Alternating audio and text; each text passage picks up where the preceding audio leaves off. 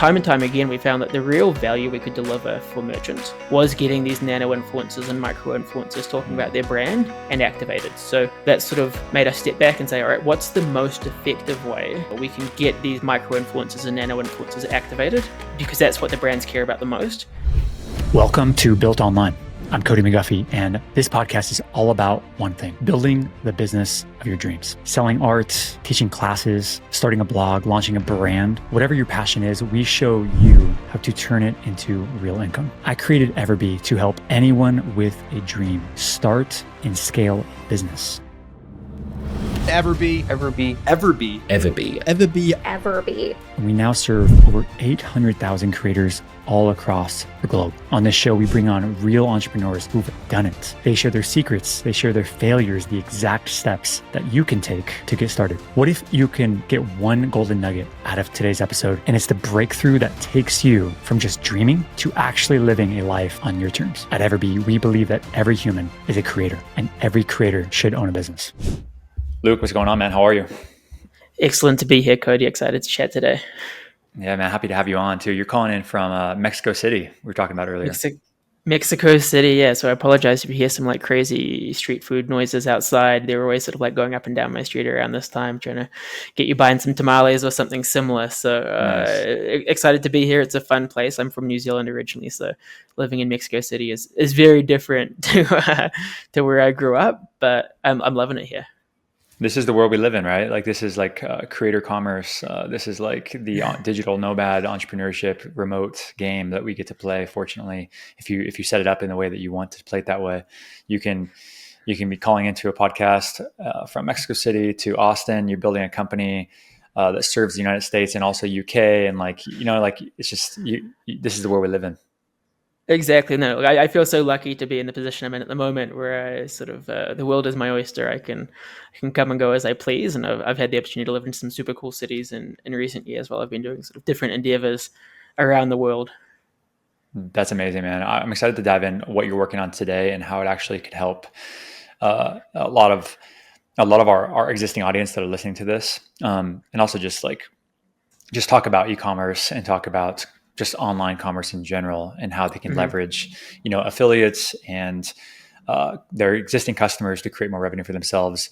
It's a really, really cool space. I'm really passionate about this. Also, I've always kind of felt like the majority of our revenue should come from our existing customers recommending, us to somebody else, which is the most ideal form. But I'm excited to talk about all that with you. Yeah, excited to get into it. Absolutely.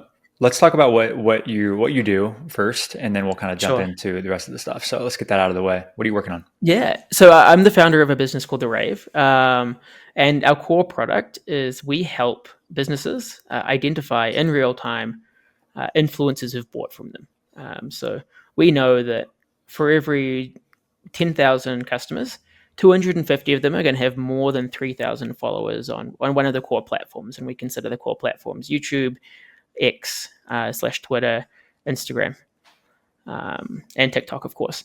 So we're helping brands identify who of their actual real life customers has the ability to amplify the brand. And so we're taking traditional influencer marketing and tipping it on its head. So traditional influencer marketing is that you've got someone on your team who's going to spend 8 hours a week doing cold DMs to an influencer who's never heard of you before, begging them to post about you, perhaps sending some free product their way. And we know that 65% of the time, the free product that gets sent out never gets posted. So we're saying, what if in a different world, you had a list of all of the influencers who already know and love your brand, who already have the product and are using it in their daily lives, and just activating them and building an ambassador army out of them as the main sort of growth force to drive your brand forward. Really, really cool space.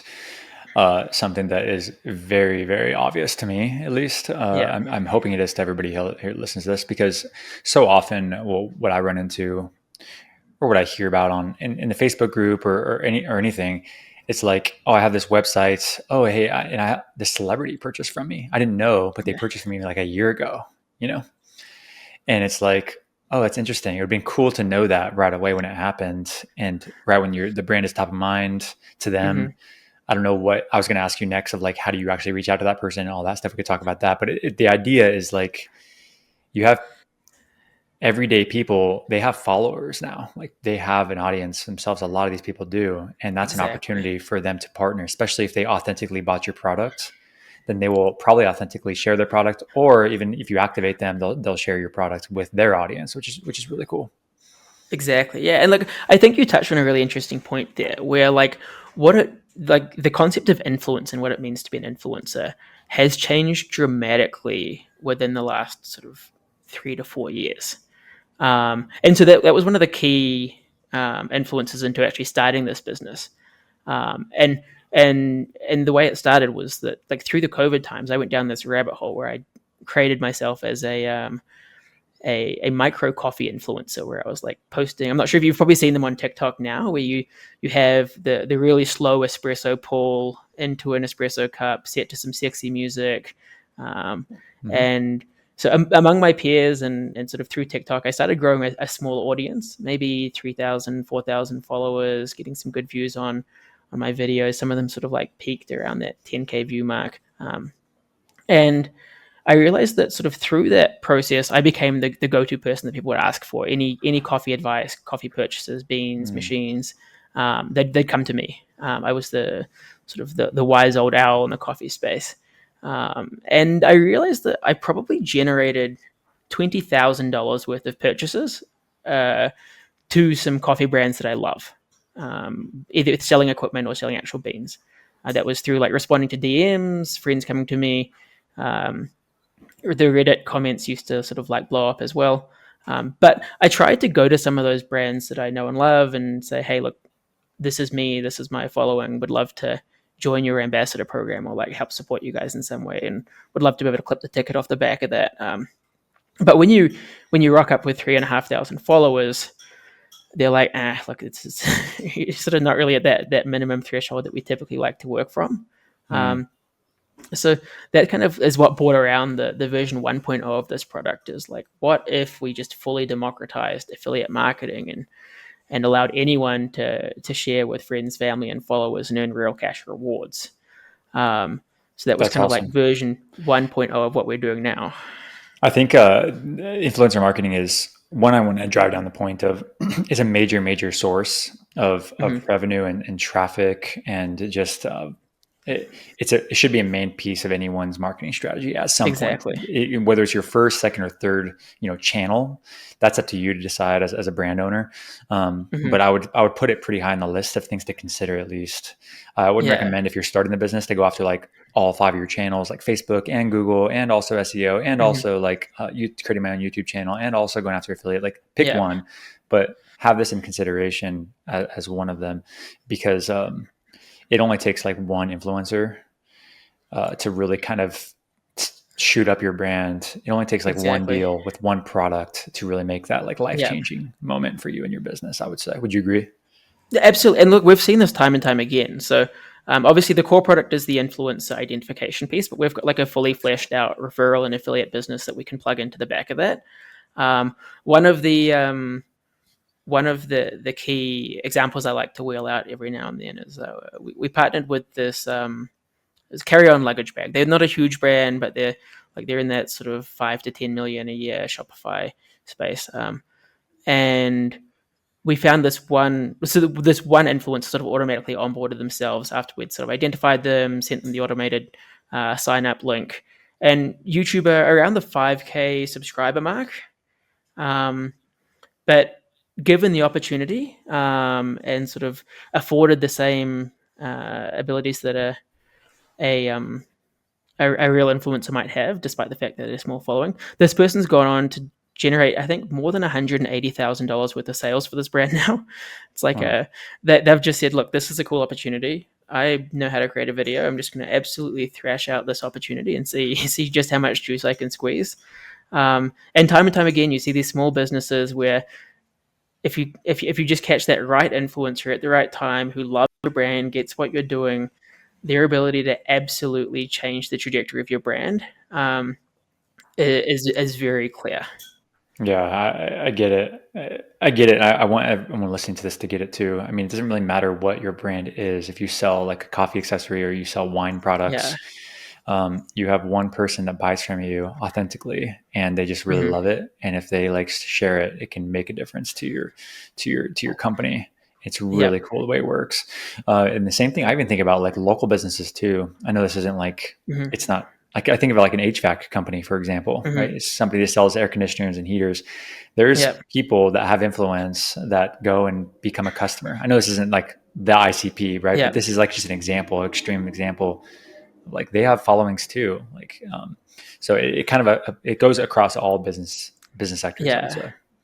Exactly. I mean, look, I think the logic behind the way you interact with an influencer has been changing a lot lately, and it's been cool being in the seat that I'm in now. So you can sort of watch the way that businesses change the way that they're going to interact and sort of plan out these influencer engagements. Where now it seems like if we were to rewind the clock 5 years, the strategy was let's get the biggest influencer possible, and let's Yeah. get them to post about me once, and we'll just want to get that top of funnel awareness. But now, and it's pretty well documented that there's this sort of inverse relationship between follower count and trust and authenticity, where now the new approach is let's build this army of ambassadors around us that have influence.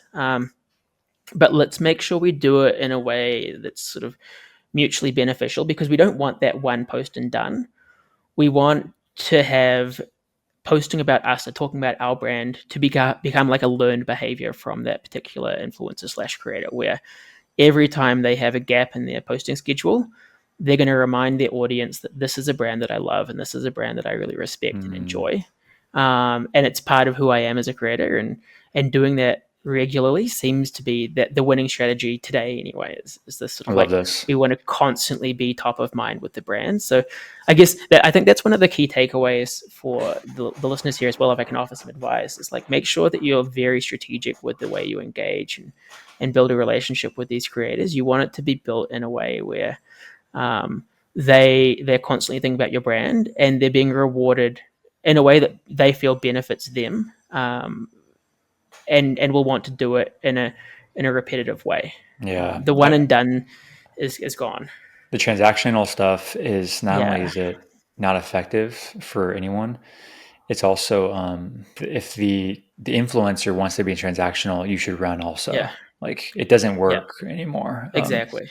and it shouldn't work. Actually, it's not a relationship. That's just a transaction. So Mm. I want to talk about your product specifically and use that as an example. So let's say Sally. Let's call it Sally has a store called sallyshoes.com. Mm-hmm. Okay, Yep. and she's integrated with the Rave, and she gets 10,000, let's say 1,000 orders, right? 1,000 orders Yep. that come through, and let's say in a given time, let's call it a month. She had a great Mm-hmm. month, Yep. and what would your product do at that point? Like what tangibly, like what does it look like? Yeah. So what we're going to do is we're constantly looking at those orders to identify when someone who's made a purchase with more than 3,000 followers has made a transaction. So we're for her particularly, like the most common use cases, we're integrated into her Klaviyo email tool, which is just a tool that sends out post-purchase emails and stuff. So we're consuming the information, the customer profile that's been created. We're tidying that up a little bit using some clever in-house tools, and then we're looking at a bunch of different influencer databases that exist around the world. We're sort of canvassing between 15 million and 20 million influencer profiles on any given day, and we're saying, oh, cool, this person here, Cody, who just bought some shoes from sallyshoes.com, has 20,000 followers on his TikTok account. So what we're then going to do is this is sort of the clever outreach that looks authentic, that might not be 100% authentic, but it's just a really simple email that goes out that says, "Hey Cody, Sally from Sally's Shoes here. Saw you made a purchase from us earlier, and I think you'd be a really good fit for our creator team or ambassador army, whatever they want to call it. If you're interested, just drop me a note and let me know you're keen, and we'll get you added in and onboarded." So the key there is it's not aggressive sell to the influencer. It's like a serendipitous transaction. So serendipitous email where it feels kind of light and organic. you've acknowledged that they exist, you've acknowledged that they bought. It's for them to opt in if they want to. We then follow up with a automated Instagram DM in parallel. And just a caution, you have to be very careful when you're doing automated Instagram DMs. We work with this really clever, some young guys out in California who have built this sort of AI-based agent that is indistinguishable from a human. If you're seen to be using a lot of these automated DM tools, it'll get your Instagram page shut down pretty quickly or get you on the naughty boy list. So we'll send 6 hours after that, or in a daytime, provided it's a daytime hour, 6 hours after that, it'll be an Instagram DM from your either personal account as the founder or from the brand account saying, hey, not sure if you saw the earlier email I sent you. Noticed you made a purchase. I think that's so cool. If there's any chance you'd be interested in joining a creator team, let us know. And then you can sort of lightly touch on some of the benefits there, where it might be like, you'll get free items, you'll get access to our early access to exclusive drops. We'll sort of reach out to you and ask for advice around what we should be doing next season. What do you think is the call to action that is important there? Like, is it like, hey, let's jump on a call together and let's talk about it? Or is it like sign up at this form? Or what is like the ideal call to action? So that varies depending on the follow account. So we have conditional logic around if they have more than 20,000 followers but less than 30,000 followers, typically they'll want a little bit more information. So often you'll include a Zoom link or something where they can jump in and have a chat to you or someone else in your team around that. For that 3,000 to 20,000 follow account, you can kind of automate that, but maybe add a little bit of sort of like localization and personalization as you go, where it's more, hey, if you post it, like our biggest winner that we consistently see is like delivering value to the brands we work with is, hey, just saw you purchase from us. We'd love to refund your order if you're happy to post about your recent purchase on your Instagram story. So that's really good top of funnel awareness. You can do that in a way where you encourage them to possibly add like an affiliate link to the story post, where the hook there is that they can make up to $5,000 a month by using your affiliate link and sharing with their audience. So that stuff's pretty easy to get. Those sort of micro and nano influencer edge of the scale posting about you in almost like an automated fashion.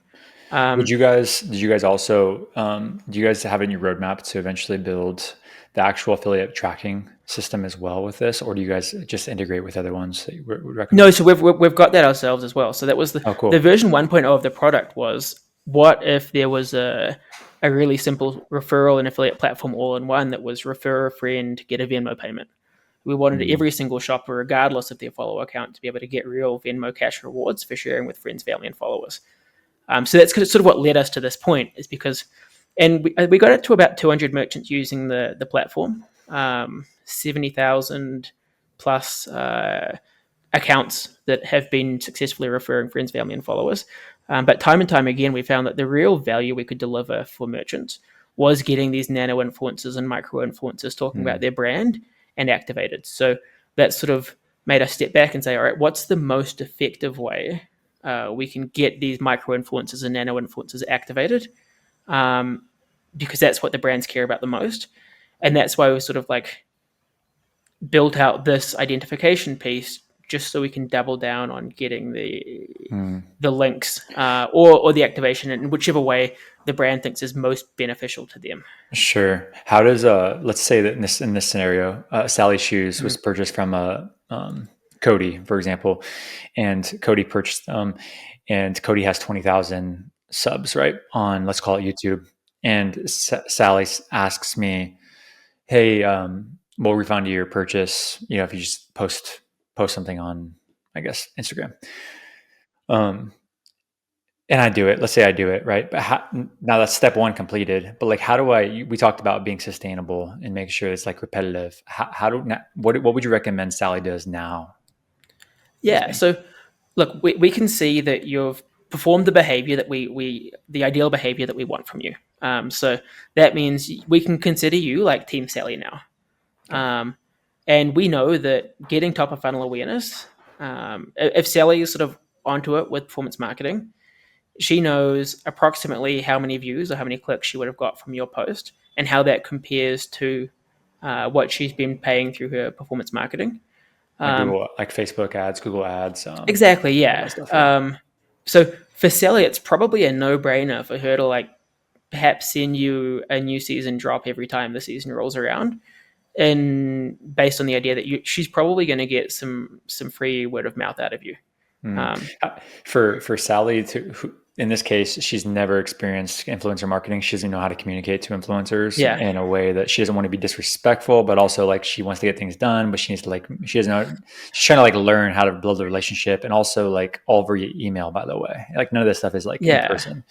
So how should Sally? What should her mindset be when she's communicating with Cody, who has 20,000 subscribers or followers? Yeah, look, I think there's some truth in the fact or the idea that people often overthink and overcomplicate what it means to speak to a creator. And in this particular case here, these are real customers.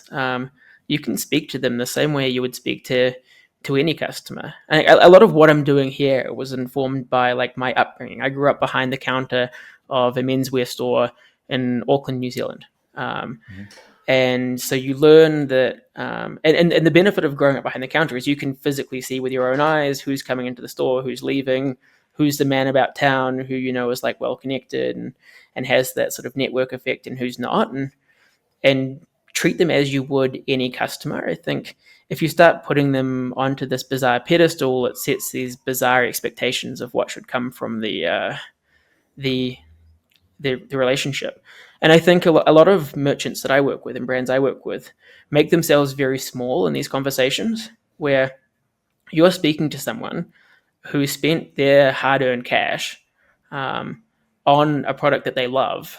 It should feel collaborative. They care about your brand. They should, generally speaking, they should want to help lift you up. And it's about finding that middle ground in a way that benefits the creator and benefits the brand. And it should never be like structured in a way that's going to like be beyond what you can afford to pay on a cost per acquisition basis, for example. And I think that's where this is really golden, Luke. Really agree with all that. I think I'd like to touch about too is, let's say that Cody's the influencer in this case, right? Mm-hmm. Where maybe I'll change it because I don't want to be the influencer in this case. I'm going to say some bad things about Cody here. Let's say Betty's the influencer, right? And she's got 20,000. Right. She's got 20,000 followers. Betty has worked hard to build her audience to what it is today as well, right? And she does trust Sally's shoes. She's really excited about those Sally shoes, but like she can't just go about like doing deals that she's already doing brand deals with like other people that are paying her $2,000 at $2,000 a post or $500 a post, whatever it is. And so is there anything like that typically Sally should be kind of cognizant of like, hey Sally, I appreciate it, I love your shoes, but I do have an affiliate or I do have brand deals, but it charges $500 per post type of thing. Sure. Look. I think that definitely needs to be considered on a case by case basis. There will always be these creators that want some sort of fund to unlock a post, and obviously the complexity of that post is going to increase the price. So a 45-second Instagram reel is going to be more expensive than a simple post where you tag the brand, which is going to be more expensive than purely just showing your product as part of some other post. And it's for you to understand like what is the real benefit here, and what am I expecting to get out of that. I agree with that. That's why one of the key sort of value drivers or the value that we unlock is around the nano influencer, micro influencer, 2,000 through 10,000 follower count. They have huge amounts of trust with their audience, the highest level of trust. And because they have such a small audience, they don't have thousands of businesses reaching out trying to get them to post about them. Almost none, actually. And that's why nobody's reaching out. Exactly, and that's why if you can offer them a refund, that might be enough to move the needle. And they're the ones where if they can have some success using an affiliate link, and they've got $75 rolling in every week from folks purchasing based on the content that they've created. that's when you can build this really, really positive, mutually beneficial relationship with this creator. And typically they're on the up. So you want to get them while they're got that small follower count. If you can deliver some value as they grow, your product, your brand becomes not necessarily attached to them as a creator, but it's something that their followers are used to seeing. And every time you can get another post out of them, it builds that trust time and time again, that magic sort of the advertising rule of 7 or whatever they call it, where you need to get the 7 impressions to affect change. Exactly. I think all this is golden, and I want to even take it further. For Sally here, and she has Betty, and let's say Betty has 3,000 subscribers, 3,000 followers at this point. Sally needs to change her mind, in my opinion. I hope that Betty does a post about us. I want to get Betty's feedback here on like what our product, how she likes our product, and I actually want to invite her into my process, and I actually want to share our product roadmap with her, and I want to ask her opinion on, and I actually want to build an actual real human relationship with Betty here. I want to understand her kids. I want to understand her husband. I want to understand all this stuff because she's my buyer's persona. She's the person that purchased my stuff. I want to actually learn from like who is purchasing my shoes. And with this relationship building, Betty becomes more bought into my brand. She's like, wow, Sally really cares about her company and her customers. Yeah. So now she really has an emotional connection now to actually want to help you build up too. And you're actually trying to build her up too. So it becomes a very mutually beneficial thing. And this is called 100%. Relationship building. Exactly. But Sally doesn't have this experience doing relationship building. So that's why it's really important for her to hear this, I believe. Exactly. And look, I think you've touched on a really important point there. And I'm a firm believer that the best asset you can have in terms of like the best marketing asset in 2025 is an engaged group of creators that want to collaborate with you as a brand. Like you see a lot of these brands who are going to be setting up Discord servers, Slack groups, Facebook groups. Like I think you've got one yourself of like sort of your fans. Having one of those specifically for these creators that know and love your brand. We call them ambassador armies ourselves. That's what we try and help people create. But the reason that's important today is that the landscape is changing so quickly. It's no longer that you can just have like one single piece of content that's absolutely killer.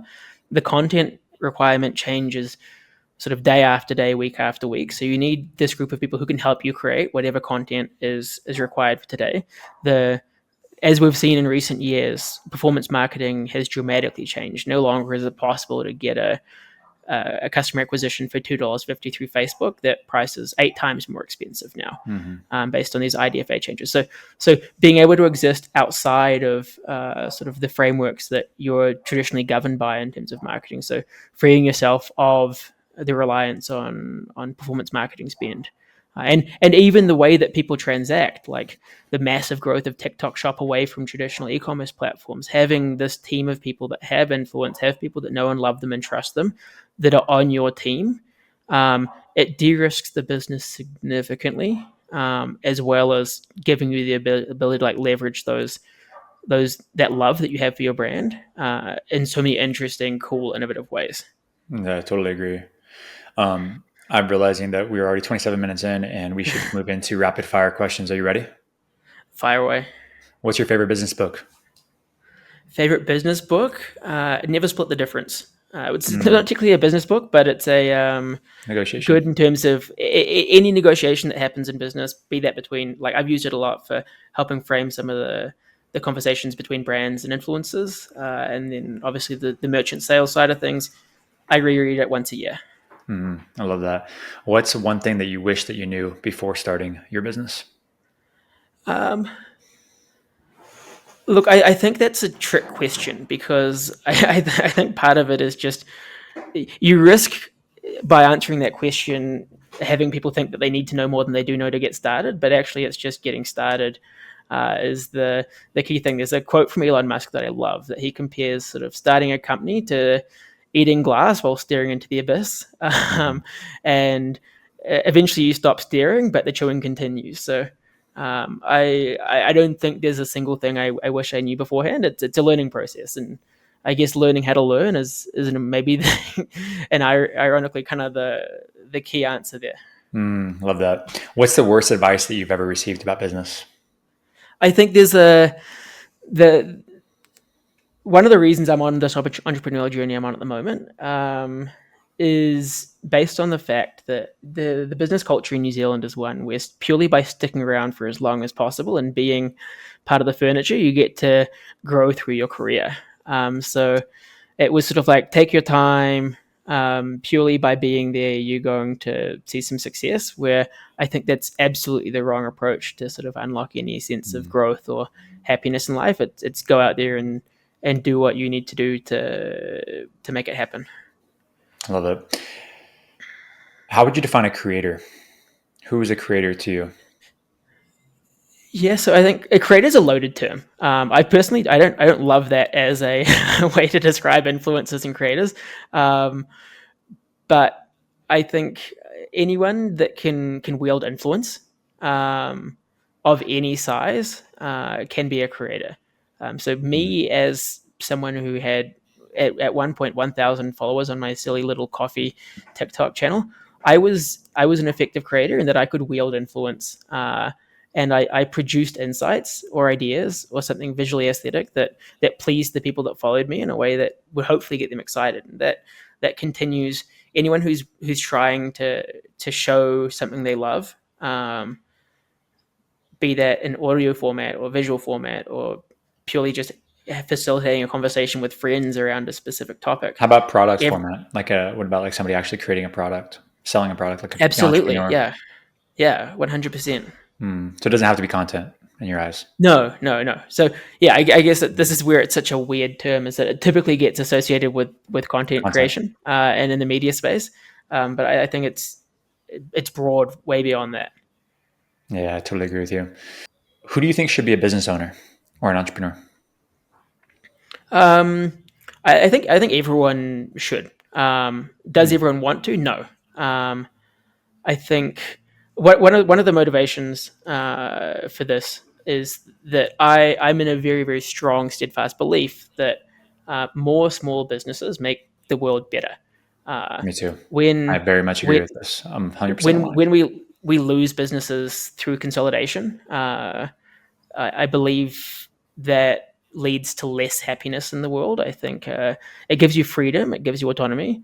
There was a very clever man who once came in to speak to our business school. It was sort of his leading pitch was no one ever got rich working for someone else. So I think business ownership, no matter what scale, whether it's a micro or a nano scale of business ownership, or people like yourself, Cody, who are trying to build something more meaningful, is a very effective way to unlock economic benefit for them and their community. Yeah, I completely agree. I think I agree. I'm still framing this. That's why I ask this in every single podcast, because I'm actually trying to frame my own strong opinion around this too. But so I need diverse answers from very, very smart people to kind of help frame mine. But look, I can add. Sorry, I was going to say I can add some context there, which is like I'm from a family business. Like we're third generation retail business in Auckland, New Zealand. Not huge aspirational business, but I see directly the benefit of our business to the community that we exist in, whether that's supporting local sports teams or supporting community initiatives or employing and giving like fair employment to members of the community who want to come and work there.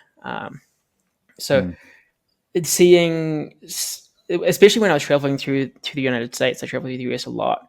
When you get out of like the big cities, these main streets with boarded up windows that have sort of been gutted by big business coming in and destroying the will of the people to at least try and creating a local business that serves the community, that breaks my heart. And I think that's such a terrible outcome for a community, that someone can't go and buy their own trousers in their local neighborhood. They have to go to some big gross mall that's like a 45-minute drive away to get their pants. Yep, completely agree. I think everyone should be a business owner. I'm not saying everyone needs to be a full-time business owner. That's not what I'm saying. I'm saying that everyone should own a business. In today's world, 2025, you can. Every single person can own a business. Exactly. It doesn't have to be full-time. You can work your full-time job if you love your job and you're so passionate about your job and what you do. Beautiful. But you can also own a podcast. You do it on the weekends. You could do it 1 hour per week on the weekend, and that actually can be a business for you. You could you could own a brand in today's world. Like you can actually print on demand, have a brand, and actually Yeah. own it with no inventory, does almost zero overhead, and that thing can run and you can work on it probably 1 hour a week. Now, am I saying it's going to be Exactly. super successful and is it going to be easy? No one ever said Mhm. anything about easy. Easy and business ownership, not even in the same conversation. Yeah. But it's totally possible. And I think that you grow a lot from being a business owner, and like professionally, personally, spiritually. And then your Absolutely. kids grow the most from watching you being a Mhm. business owner. Like look at you talking about Yeah. your family business. I'm sure you're thinking about your parents, your grandparents, Oh, whoever was involved in absolutely. that. Like Yeah.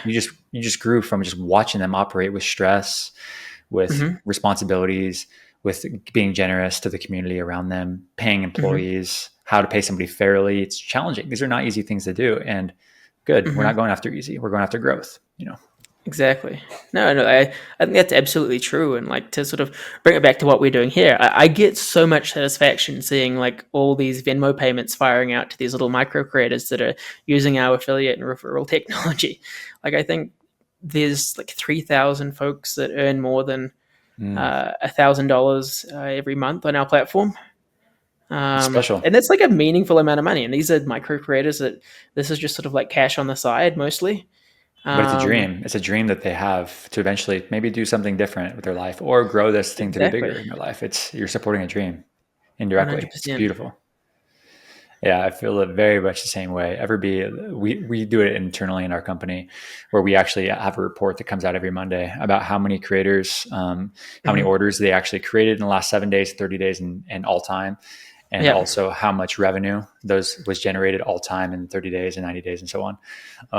But yeah, over $3 billion our creators have created all time. Whew. There we go. It's becoming so impactful. You're like, wow, this is so fun, and we even got started. Like, we're barely even started, but just the Yeah. impact alone with that is like how many families are being fed, how many dreams are being fulfilled, how many doctors' bills are being paid. You know what I Yeah. mean? And we get to just play a Yeah. little tiny piece inside of Exactly. this massive story. So very cool. Yeah. And look, not to like I can go down the rabbit hole of like the not fan mail, but the messages you get from someone every now and then about how their wife was recently had some medical bills pop in, so having this extra like 750 a month coming in that they've been making Mm, from sharing their favorite athleisure wear using our links. These sorts of things, they keep you going. Obviously, it's a bit of a roller coaster ride, businesses like ours, but that sort of yeah. keeps some fuel in the engine, keeps things moving. Um, it's the good stories. Completely agree with that. Luke, where can people find you? Where can people find the Rave, follow you, Yeah, follow your story? therave.co. You can find us there. Otherwise, find me on LinkedIn, Luke Yarnton. I think there's only two Luke Yarntons on on LinkedIn. I'm the one that looks like me. So honestly, don't hesitate to reach out. I'm always getting cold outreach, especially from like New Zealand up and coming business folk who just want to bounce ideas off me. But look, my door's always open. I love to jam. Don't be a stranger. Feel free to reach out. Beautiful. Luke, thank you so much for coming on, man. It's been a pleasure, and I'll look forward to talking to you soon. We'll do an EverBee integration soon with the Rave, with email and also the store. Looking forward to it. Awesome. Thanks, Luke. See you. Thanks.